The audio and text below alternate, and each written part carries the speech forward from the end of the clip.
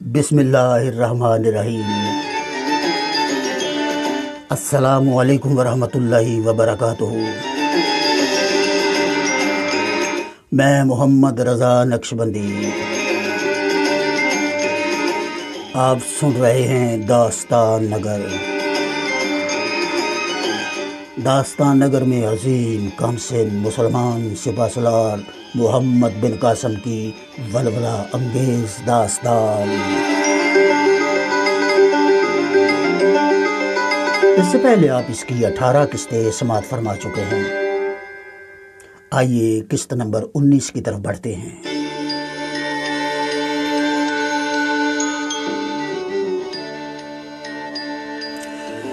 ہندو اگرچہ رات کو جاگتے ہی تھے مگر فصیل سے باہر نہ جھانکتے تھے، کیونکہ انہیں اطمینان تھا کہ مسلمان رات کو فصیل کے قریب آنے کی اس وجہ سے جرأت نہ کریں گے کہ فصیل پتھروں کی تھی اور اسے توڑ ڈالنا غیر ممکن تھا۔ دوسرے اگر فصیل میں نقب لگانے کی سعی کی جاتی تو ان کو خبر ہو جاتی۔ اس زمانہ میں ہندوستان میں ریشم کی ڈور کی سیڑھیاں استعمال کی جاتی تھیں اور ریشم کی سیڑھیاں نیچے سے اوپر نہ پھینکی جا سکتی تھی۔ ان وجوہات سے ان کو کافی اطمینان تھا اور وہ مطمئن رہتے تھے۔ جب مسلمان اس جگہ پہنچے جہاں فصیل کی روشنی پڑ رہی تھی تو وہ جھک جھک کر چلنے لگے۔ ان کی یہ تدبیر کارگر ہو گئی اور کسی کو ان کی خبر نہ ہوئی۔ چنانچہ وہ بخیریت اس روشنی سے گزر کر فصیل کے نیچے پہنچ گئے۔ اب انہوں نے فصیل کی جڑ میں کھڑے ہو کر اوپر کی طرف جھانکا۔ رات کو فصیل نہایت ہی مہیب معلوم ہوئی۔ محمد اسلم اور ربانہ نے فصیل کو دیکھا کہ شاید اس میں نقب لگانے کی گنجائش ہو، لیکن موٹے موٹے پتھر نقب لگانے میں حائل تھے۔ چنانچہ انہوں نے برابر 4 سیڑھیاں لگائیں اور ان پر چڑھ چڑھ کر انہیں جوڑنا شروع کر دیا اور اوپر کی طرف چڑھنا شروع کر دیا۔ نہایت ہوشیاری اور پورے سکوت سے سیڑھیوں کو بڑھاتے چلے جا رہے تھے۔ رات اندھیری اور اس قدر سکوت چھایا ہوا تھا کہ ذرا سے کھٹکے کی آواز بھی دور تک جاتی تھی، مگر مسلمان نہایت احتیاط سے سیڑھیاں جوڑ جوڑ کر اوپر چڑھ رہے تھے۔ 2 سیڑھیوں پر محمد اسلم اور ربانہ تھے اور اوپر 2 مجاہدین تھے۔ چاروں نہایت اطمینان و سکون سے سیڑھیاں بڑھاتے چلے جا رہے تھے۔ آخر وہ لمحہ قریب آ گیا کہ جب وہ فصیل کے کنارے کے قریب پہنچ گئے۔ سب سے پہلے محمد اسلم نے سر ابھار کر دیکھا۔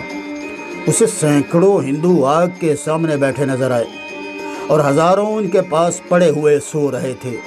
محمد اسلم، ربانہ اور دوسرے 2 مسلمان زکند لگا کر فصیل پر جا کودے اور ادھر جاتے ہی انہوں نے تلواریں کھینچ لی۔ ہندوؤں نے فوراً انہیں دیکھا۔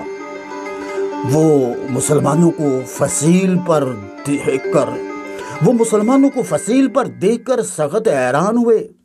ابھی وہ حیرت زدہ ہو ہی رہے تھے کہ 4 اور آدمی کودے اور انہوں نے آتے ہی تلواریں سونت لی۔ اب ہندو شور مچاتے ہوئے اٹھے اور تلواریں میانوں سے نکال کر محمد اسلم، ربانہ اور اوپر چڑھنے والے مسلمانوں کی طرف جھپٹے، لیکن اس عرصہ میں 4 اور مسلمان کود کر آ گئے۔ اس طرح وہ 8 سے 12 ہو گئے تھے۔ ان 12 آدمیوں نے اللہ اکبر کا پرزور نعرہ لگایا۔ ان کے نعرے کی آواز خاموش فضا کو چیرتے ہوئے بلند ہوئی۔ ہندو جو سو رہے تھے وہ گھبرا کر اٹھے اور جو لوگ جاگ رہے تھے وہ حملہ کرنے کے لیے مسلمانوں پر ٹوٹے۔ گویا مسلمان گویا لڑنے کے لیے ہی تیار تھے۔ وہ بھی تلواریں سونت کر تیار ہو گئے۔ صاحبان ہندو زیادہ تھے، بہت زیادہ، سینکڑوں نہیں ہزاروں، اور مسلمان صرف گنتی کے 12۔ کوئی نسبت نہیں تھی، لیکن مسلمانوں میں ذوق شہادت اور جنت کی تمنا تھی، جس نے انہیں اتنا کم ہوتے بھی جنگ پر آمادہ کر لیا تھا۔ انہیں معلوم تھا کہ زندہ رہے تو غازی کہلائیں گے، مر گئے تو شہید۔ ہندوؤں نے نہایت جوش سے مسلمانوں پر حملہ کیا اور ان کی تلواریں آتشی زبانیں نکالے ان کی طرف لپکیں۔ خیال یہ ہوتا تھا کہ ہندوؤں کے پہلے حملے میں مسلمانوں کا یا تو خاتمہ ہو جائے گا یا وہ بھاگ کر فصیل سے نیچے آ گریں گے، لیکن ایسا نہ ہوا۔ وہ جہاں تھے وہیں کھڑے رہے، اور جو ہی ہندو تلواریں لے کر ان پر جھپٹے، انہیں بڑھتے ہوئے دیکھ کر ہندو گھبرا گئے اور پیچھے ہٹے۔ مسلمانوں نے ادھر ادھر اور سامنے جھپٹ جھپٹ کر حملے کرنے شروع کر دیے۔ ہندوؤں نے بھی تلواروں کو ڈالوں پر روکا، لیکن خدا جانے مسلمانوں کی تلواروں میں کس قسم کا لوہا لگا ہوا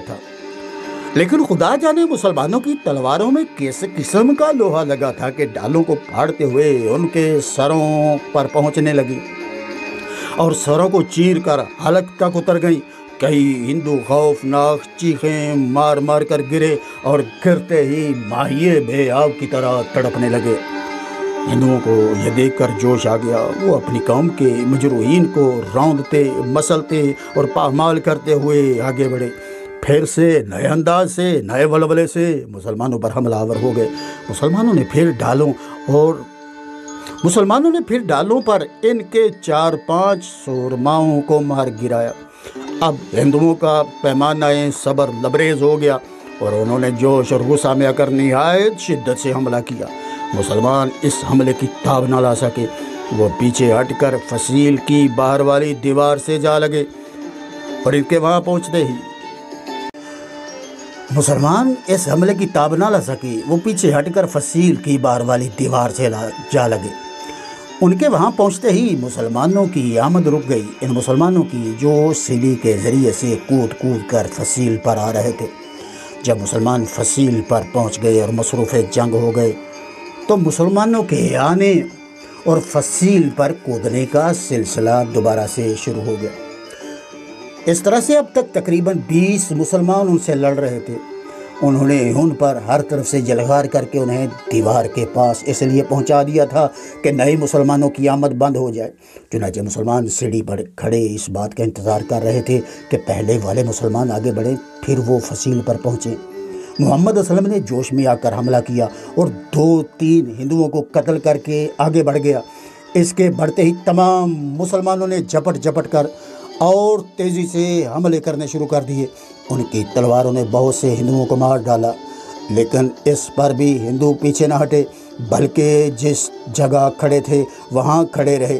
ان کے پیچھے نہ ہٹنے سے ان پر مصیبت نازل ہو گئی کہ جو ہندو مر گئے وہ زمین پر نہ گر سکے تھے، بلکہ ان کی لاشیں لڑنے والے ہندوؤں کے سہال سے جا کھڑی ہوئی۔ ان مردوں کو ہر ہندو ایک دوسرے پر اور دوسرے سے تیسرے پر ڈالنے لگے۔ اس سے وہ حملہ کرنا اور حملوں کو روکنا بھول گئے۔ مسلمانوں کو اللہ نے یہ اچھا موقع عطا کیا تھا۔ انہوں نے جلدی جلدی حملے کر کے انہیں قتل کرنا شروع کر دیا۔ جو ہندو بھی مر جاتا اس کی لاش پر کھڑے ہوئے شخص پر جھک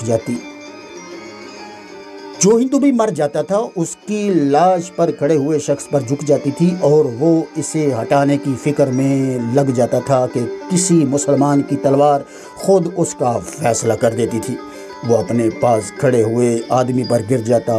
ہندوؤں نے غلطی کی تھی کہ وہ ایک دوسرے سے مل کر اس طرح کھڑے ہوئے تھے کہ نہ مردوں کو زمین پر گرنے کے لیے جگہ رہی تھی اور نہ تلواریں اٹھا کر حملہ کرنے کی گنجائش رہی تھی۔ مسلمان قدرے پیچھے ہٹ کر حملہ کرتے تھے اور ہر حملہ میں ہر مسلمان ایک ہندو کو ضرور واصل جہنم کر دیتا تھا۔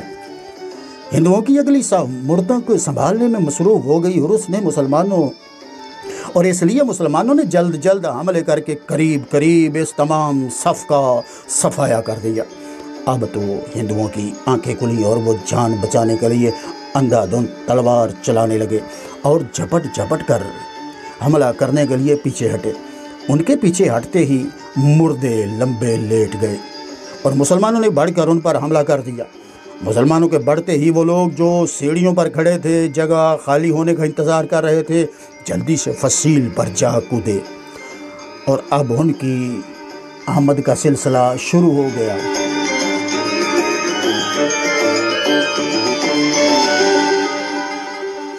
یہ تازہ دم مسلمان آتے ہی خونخوار شیروں کی طرح ہندوؤں پر جا ٹوٹے اور انہیں تلواروں کی بھڑوں پر رکھ لیا۔ ہندو حسب عادت پوری قوت سے چیخ رہے تھے، چنگاڑ رہے تھے اور مجروح چلا رہے تھے۔ ان کے شور سے تمام فصیل، سارا قلعہ اور قلعہ کے باہر کا میدان گونجنے لگا۔ اس لیے تھوڑی ہی جگہ میں جنگ ہو رہی تھی، لیکن ہندوؤں کے ہول مچانے سے ایسا معلوم ہوتا تھا جیسے کہ تمام فصیل پر ہی جنگ ہو رہی ہو۔ ان کے غل مچانے پر قلعہ والے اٹھ اٹھ کر دریافت کرتے ہوئے اپنے گھروں سے باہر نکلے۔ راجہ بجہرا بھی اٹھ کر باہر آ گیا تھا۔ اس کا محل فصیل سے ذرا فاصلے پر تھا۔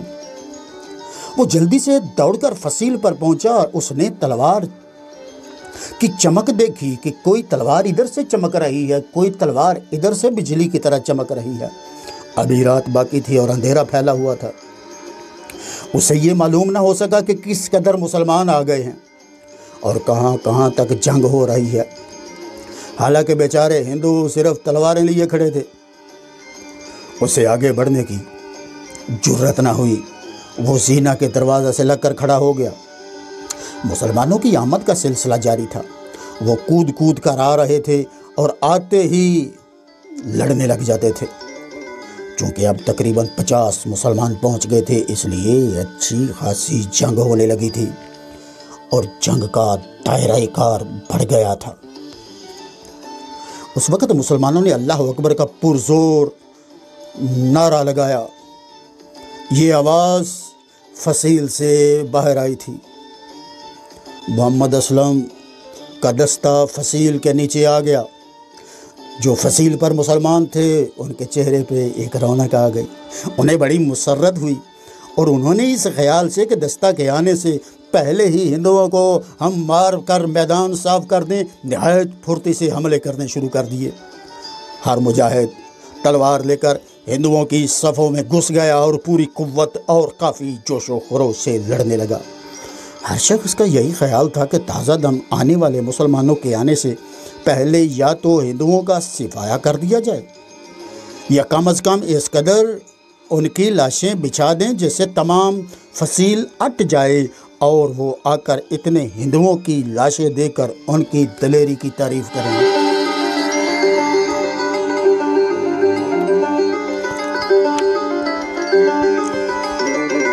میں محمد رضا نقشبندی، آپ سماعت فرما رہے ہیں داستان نگر۔ عظیم مسلمان کم سن سپہ سالار محمد بن قاسم کی ولولہ انگیز داستان۔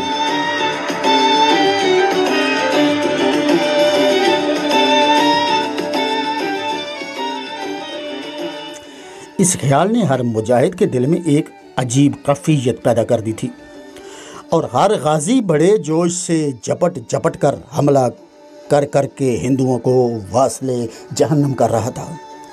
ہندو بھی پورے جوش سے حملے کر رہے تھے، مگر جب وہ جوش میں آ کر آگے بڑھنے لگتے تو مسلمانوں کی تلواریں ان کی گردنوں پر بڑھتی، ان کا استقبال کیا جاتا اور وہ خود ہی قتل ہو کر لمبے لمبے لیٹ جاتے تھے۔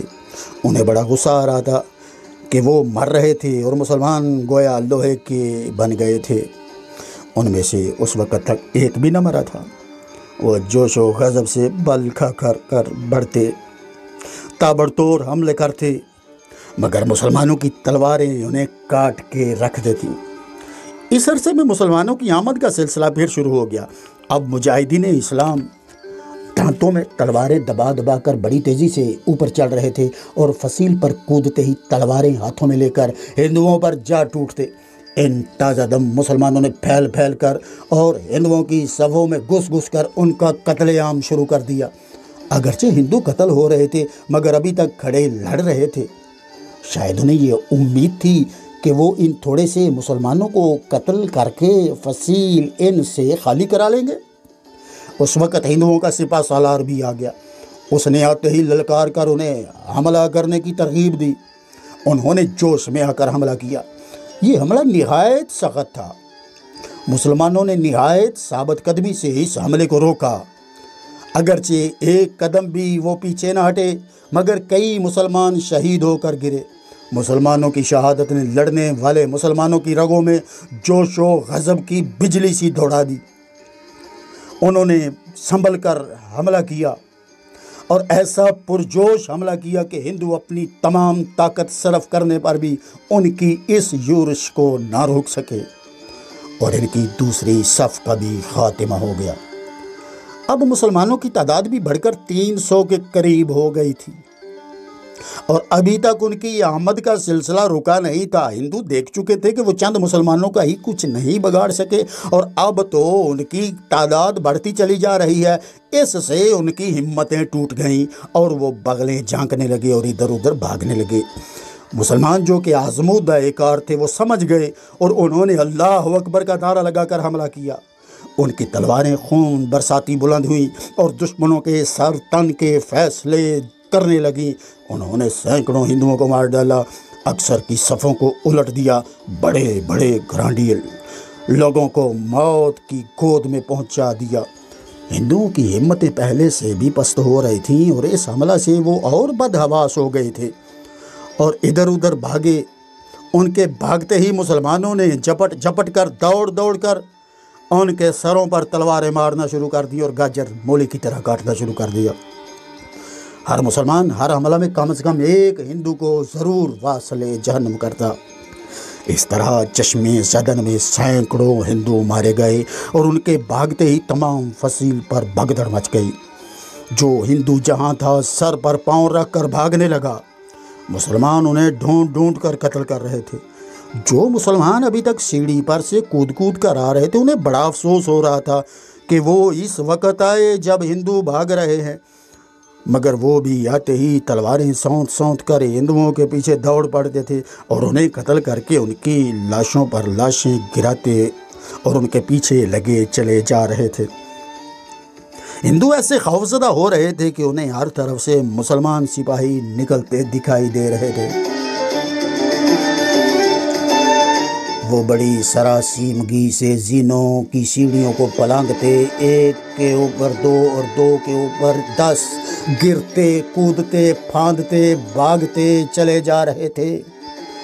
ان کے اس طرح سے بھاگنے سے کئی سپاہی ان کے اپنے فوجیوں کے قدموں کے نیچے کچلے گئے، لیکن اس وقت ان میں سے کسی کو بھی اس بات کا خیال نہ تھا۔ حالانکہ اگر وہ یا ان کے افسر انتظام کرتے تو نہایت اطمینان سے بغیر زیادہ نقصان سپاہ کی فصیل سے نیچے اتر سکتے تھے، لیکن سپاہیوں سے زیادہ افسروں کے اور افسروں سے زیادہ سپاہیوں کو سراسیمگی تھی، جبکہ مسلمان ان کے پیچھے ملک الموت کی طرح لگے ہوئے تھے، انہیں قتل کر رہے تھے۔ اسی وقت اللہ اکبر کی آواز آئی، ایسی آواز کہ جس نے کلا کی بنیاد ہلا دی۔ زمین لرزنے لگی، ہندو کانپ گئے۔ صاحبان یہ محمد بن قاسم کے لشکر کی آواز تھی۔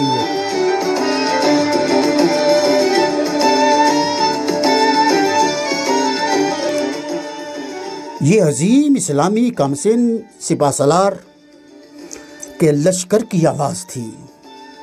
محمد بن قاسم تمام لشکر کے ہمراہ فصیل کے نیچے پہنچ گیا تھا۔ اس نے لاتعداد سیڑھیاں کھڑی کرا دی تھیں۔ سب سے پہلے وہ فصیل پر پہنچا اور اس کے بعد مسلمانوں کا سیلاب زمین سے فصیل اور فصیل سے زینوں کی طرف بڑھنے لگا۔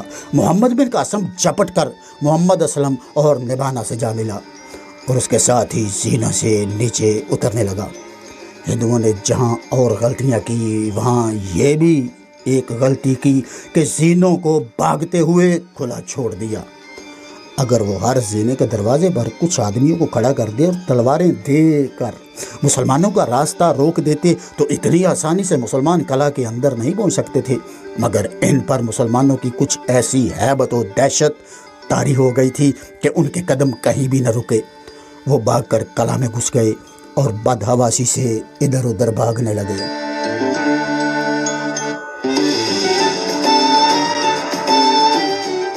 مسلمانوں نے نیچے اترتے ہی ان کا تعاقب کر کے انہیں قتل کرنا شروع کر دیا اور اس بری طرح سے قتل کیا کہ جہاں تہاں لاشوں کے ڈھیر لگا دیے، خون کے دریا بہا دیے۔ اب صبح ہو گئی تھی، اگرچہ ابھی آفتاب نہیں نکلا تھا، مگر اس قدر اجالا ہو گیا تھا جس سے مسلمانوں کی صورتیں، کچھ قریب کی چیزوں اور خون آلود تلواریں یہ سب صاف نظر آنے لگی تھی۔ مسلمانوں نے دیکھا کہ ہندو ڈرے سہمے جہاں تہاں کھڑے تھے۔ یہ شہری ہندو تھے اور لڑنے والوں سے بری طرح چھپتے اور گھبراتے ہوئے پھر رہے تھے۔ محمد بن قاسم نے آواز دے کر کہا، کوئی مسلمان کسی نہتے ہندو پر حملہ نہ کرے۔ جب کہ آفتاب کی پہلی شعاع چمکی تو ہندوؤں نے ہتھیار پھینک دیے اور دیا یعنی رحم کا غل مچانے لگے۔ مسلمانوں نے فوراً ہاتھ روک لیے، خون ریزی بند کر دی گئی اور مسلح ہندوؤں کو گرفتار کر لیا گیا۔ مسلمانوں نے نہایت جوش و جرأت سے بحرج کے قلعے پر حملہ کر کے اسے فتح کر لیا تھا۔ یہ بہادری انہی کا خاصہ تھا۔ حقیقت یہ ہے کہ مسلمانوں کے جو کارنامے تاریخوں میں محفوظ ہیں، انہیں پڑھ کر نہ صرف غیر مسلمانوں کو حیرت ہوتی ہے بلکہ اس زمانے کے مسلمان بھی متعجب رہ جاتے ہیں۔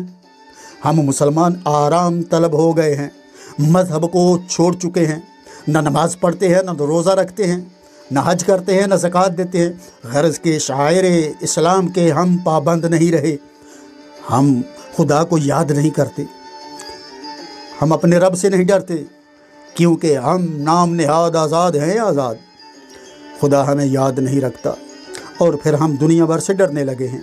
آج ہر مسلمان شکایت کرتا ہے کہ مسلمان مفلس ہو گئے، حکومتیں جاتی رہیں، بے پر اور بے زر ہو کر ہم رہ گئے۔ لیکن یہ کوئی خدا کا بندہ نہیں کہتا کہ مسلمان ہیں کہاں؟